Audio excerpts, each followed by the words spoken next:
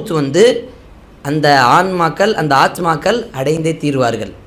ஒல நபுல்வன்னக்கும் பிஷர்ரி வல் ஹைரி ஃபித்னா, அவர்களுக்கு நன்மையாக இருந்தாலும் தீமையாக இருந்தாலும் இந்த இரண்டத்திலையும் நாம் அவர்களை சோதிப்போம்.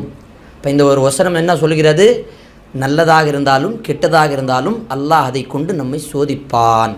கடைசியாக வசனம் முடியும் போது அல்லாஹ் சொல்லக்கூடிய வார்த்தை வ இலைனா துர்ஜஊன், நீங்கள் என்னிடமே மீளப்படுவீர்கள், வருவீர்கள். அப்போ அல்லாஹ் சுப்ஹானஹு வ தஆலா நம்மை படைத்த இறைவன் சொல்லக்கூடிய வார்த்தை, உங்களுக்கு சோதனை என்பது கண்டிப்பாக வரும்.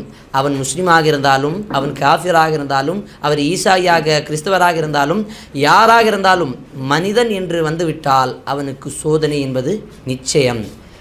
அப்பொழுது அல்லாஹ் சுப்ஹானஹு வ தஆலா சொல்லக்கூடிய வார்த்தை ஒமா அஸாபக்கும் மின் முஸீபத்தின் இல்லா பி இத்னில்லாஹ், நமக்கு வரக்கூடிய சோதனைகள்